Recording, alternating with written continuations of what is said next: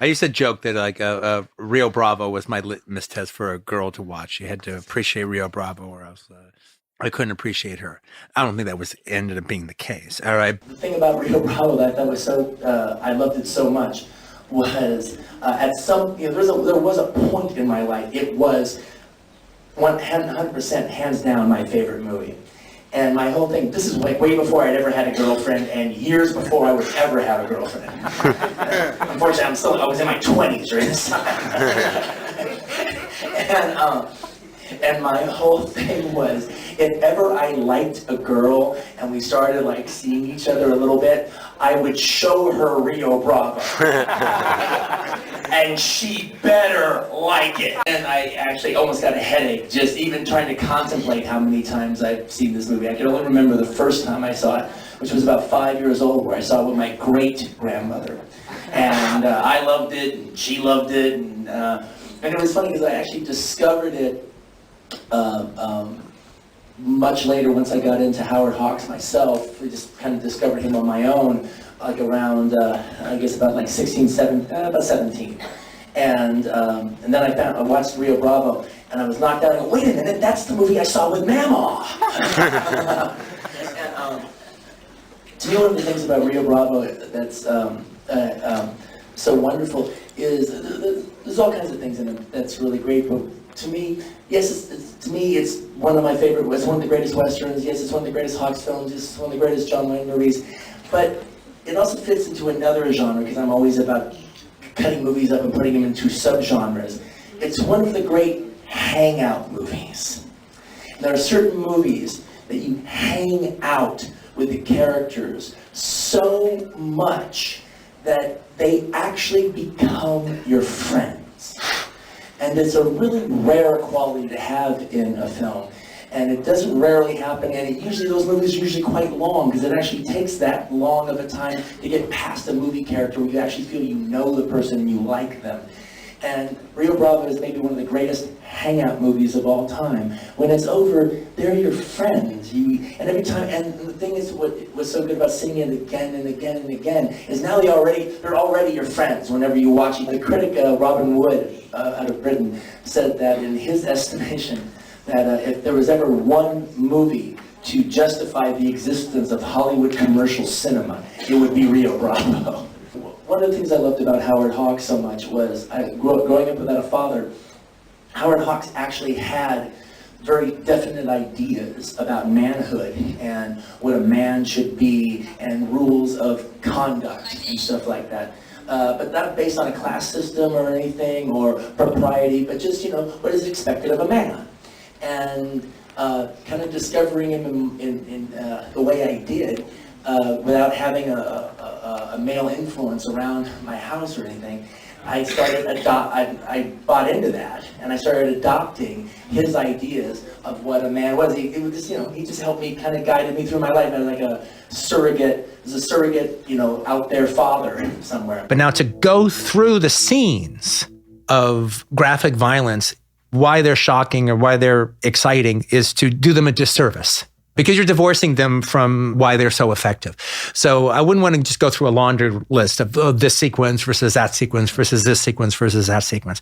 However, one that I do not feel bad about highlighting, because it's the opening scene of the film, is the opening of his television remake of the movie The Killers with Lee Marvin. And Clu Gulager. And the great Clu Gulager, right, that you used as well in Last Picture Show. Yeah. And the thing about it was, aside from the fact that the characters seem to predate the Blues Brothers, they're walking around in their suits and their dark glasses and their pork pie hats as they go about doing their job. The way the film starts is they show up at an office or a school for the blind. There's a blind receptionist on duty. Mrs. Olsen from the Folgers coffee commercials, no less, okay, is playing the blind receptionist. And they immediately start terrorizing her. They start terrorizing this older blind woman. And it's shocking. It's just absolutely shocking. And what it does, and this is what Siegel has been known to do, the shockingness and the surprisingness of the violence rivets your attention for the rest of the movie. It's true. From now on, the movie has your attention. Because you don't know what's going to happen. Because of that sequence. Yeah. Now, at a certain point, I think it gets mundane because it switches its focus from the killers to John Cassavetes' Johnny North character, which was pretty mundane.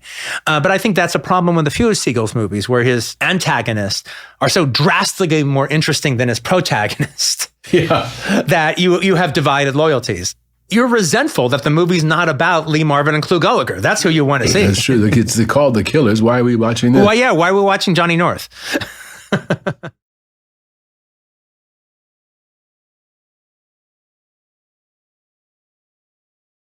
Brian De Palma's Dressed to Kill. Depending on the video store, Dressed to Kill would either be under the D section in horror or it would be in the D section of drama, because this was a classy movie that sometimes people would look in the dramas for it. I think we put it in drama. The fact that when De Palma finished Dressed to Kill, it originally received an X rating from the MPAA. I think it kind of comes down to three shots. It's two different shots of Angie Dickinson's bush in the shower, close-ups when she's showering. And then there's the effect in the elevator during the murder when she's sliced literally up the middle. But the fact that the movie starts with an erotic scene of characters we don't know, that we actually get to know through the eroticism. We know Kate Miller to some degree or another by the time that sequence is over. But without any introduction of the husband or the wife or the situation, we don't know that that's a fantasy at first when it's happening. That was fucking fantastic. I can't think of another movie other than like something that is just completely labeled as eroticism that would dare to start off with an erotic scene that truly erotic. And put us into that steamy, dreamlike world. Those were the things that were exercised to get the film an R. However, it became controversial because De Palma, it's only 3 seconds. De Palma made a big point about, they're screwing up my movie. And then he was joined by Pauline Kael, who backed him up and said, look, I saw Dressed to Kill before the MPAA cuts and I've seen it afterwards, and De Palma's version is better. And then people said, well, we're talking about 3 seconds. And she goes, well, with an artist like De Palma, 3 seconds matter. 3 seconds is the difference between good and great. And Warner Brothers, without making a big fucking deal about it, restored the movie back in the early 80s, by the way, back when the movie was only a couple of years old, to De Palma's original unrated cut. Dressed to Kill comes out at the height of the slasher film genre, 1980, the height of the slasher film genre. And then it gets rhapsodous reviews from the most established critic, especially female film critics. This being deemed as art by the high society film critics and especially the female film critics. So watching Dressed to Kill, because let's lose the giallo aspect for just a second and just talk about the movie itself. Every one of De Palma's visual motifs is hit in Dressed to Kill. Media inside of media. Yeah. De Palma's the only one of the movie brats that, for the most part, at least when he did thrillers, wrote his own scripts, but he didn't start off as a screenwriter. He's more like a director writing stuff for himself to do, as opposed to Paul Schrader, as opposed to Francis Ford Coppola, as opposed to John Milius. By the time he does Dressed to Kill, now he's writing, now he knows what he wants to do as a thriller. He's firmly established himself as the new master of the macabre. So he writes Dressed to Kill himself, and it actually ends up being a big script in Hollywood. People love it. And I think it's too easy to make too much of the transgender aspect. It's just De Palma playing with schizophrenia. Well, taken directly from Hitchcock, taking it out of the realm of editorializing on transsexuals and turning it into Norman Bates, a schizophrenic character that does not know the existence of the two different personalities, that can have conversations with each other without knowing that they're the same person. It's Bobby is my favorite De Palma killer of all the villains, of all De Palma's villains. Bobby's my favorite, and it's a negative in the movie that we never have a scene from Bobby's perspective, but that's all harmless schizophrenia talk for a thriller. I don't think he's making a comment on transsexualism any more than Hitchcock's making a comment on transsexualism with Norman Bates and his mother.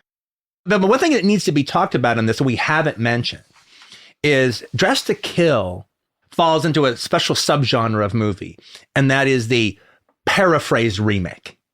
Now, there's certain movies that are paraphrased remakes. They're not a remake per se of another movie, but they wouldn't exist without this one particular movie's existence. And when you watch it, if you know about that other movie, that's almost part of the enjoyment that you have watching this new movie. But in the case of Dressed to Kill, there are structure moments and there are scenes that the joke of the scene, the wit of the structure is the callback to Psycho. So like, for instance, the introduction of the Kate Miller character, Angie Dickinson's character. She's introduced as the lead of the movie and is killed in a big showpiece murder sequence about 40 minutes into the film. And then now the narrative is handed off to other characters. It keeps going on throughout. However, my favorite of the Psycho Funhouse Mirror reflections is one of my favorite scenes in Psycho is Simon Oakland kind of explaining in words very similar to the ones that are used in Dressed to Kill, Norman Bates' sexual psychosis at the end. Okay, this is why he did it all. Kind of Simon Oakland telling it like it is. And we have Dr. Levy doing that in this film. Sort of. We start to have the parody of the Psycho Simon Oakland scene with Dr. Levy. But then it jumps the ship, and now it has Nancy Allen delivering it to Keith Gordon. And what we don't see in the video is Mary Davenport sitting behind. Yeah, because of the pan and scan. Yeah. Because of the loss in widescreen. Sitting behind, I think, Keith Gordon, okay, listening to the blow-by-blow description of how a sex change operation works. So that's the real comedy of it, is realizing, oh my God, he's got Nancy Allen. She's doing the Simon. It starts off with Dr. Levy, but then it becomes Nancy Allen. And that's just a parody of the Simon Oakland scene. De Palma's always said that his rough cuts, as opposed to other directors, run shorter than other directors, because the thing is, he cuts out all the exposition scenes. Yeah.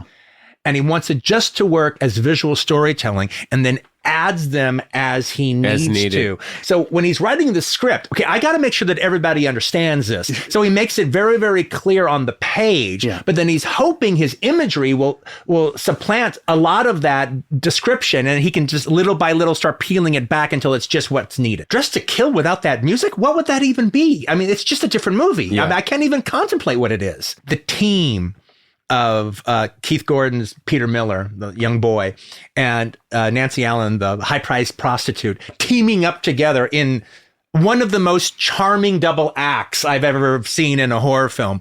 I mean, they're just kind of, they're so charming together. They're so lovely. And without hitting a sexual aspect, there's something romantic about them together. It doesn't push it at all, but there's something romantic about it that gives it a sexy vibe without sexuality per se. I'm not looking necessarily for, I'm saying I'm not looking for Keith Gordon to score. I'm kind of thinking if she didn't have that dream, he might have scored over the course of that weekend. I mean, but it's even kind of interesting that, like, Dennis Franz busts her balls, all right, through the whole film, only to find out at the end, well, no, that we just wanted the appointment book, all right? He was actually looking out for her. He never really thought she did. Yeah. He wasn't going to arrest her.